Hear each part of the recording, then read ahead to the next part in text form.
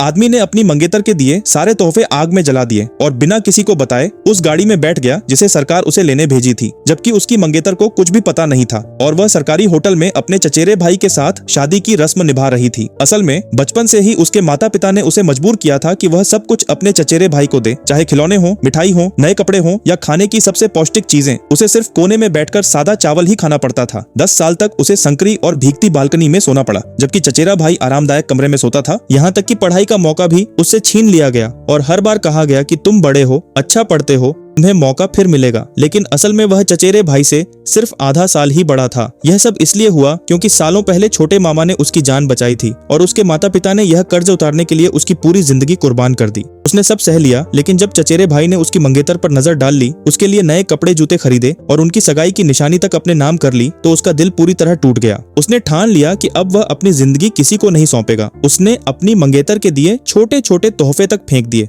और national defence university में दाखिले के लिए आवेदन किया, जहां पढ़ाई के साथ पहचान छुपानी पड़ती थी, और उसने बिना झिझक यह रास्ता चुन लिया। घर लौटने पर माँ ने पहली बार उसे मछली का टुकड़ा दिया, पर तुरंत पूछा कि क्या उसने अपनी पढ़ाई की सीट चचेरे भाई को देने की बात स्कूल में कर दी है। जब वह चुप रहा तो माँ गुस्से से बोली कि तुम पर जान का कर्ज है और सीट देनी ही होगी। यह सुनकर उसका दिल पूरी तरह ठंडा पड़ गया। माता पिता ने उससे कहा कि वह काम करके चचेरे भाई की फीस जुटाए और सरकारी होटल में उसके लिए दावत रखे। पूरा परिवार खाने की चर्चा कर रहा था और वह अकेला बालकनी के संकरे बिस्तर पर लौट आया, जहां उसकी सांस घुटती थी, पर उसे तसल्ली थी कि बस 1 महीने बाद वह सब छोड़ देगा। सु अंकल ही वह शख्स थे जिन्होंने बचपन में उसकी सगाई करवाई थी, लेकिन अब मंगेतर बदल चुकी थी और कहती थी कि वह चचेरे भाई के लिए राशन और कपड़े जुटाए और उसके कॉलेज जाते ही उससे शादी कर लेगी। यह सुन चचेरा भाई नाटक करने लगा, खुद को चोट पहुंचाई और परिवार ने उसकी बात पर भरोसा कर लिया। आदमी ने मंगेतर के दिए सारे तोहफे आग में जला दिए। लड़की को तब थोड़ी परवाह हुई, लेकिन कुछ दिन बाद फिर चचेरे भाई ने लड़की का हाथ पकड़कर उसका अपमान किया और लड़की ने भी उसे समझाने की बजाय कहा कि वह इस कोर्स के लायक नहीं है और उसे 1 साल और पढ़ना चाहिए, क्योंकि उसने पहले से ही चचेरे भाई की पढ़ाई के लिए पैसे रखे हैं। तभी नेशनल डिफेंस यूनिवर्सिटी से खबर आई कि उसका सिलेक्शन हो गया है और सोमवार को उसे ट्रेनिंग के लिए ले जाया जाएगा।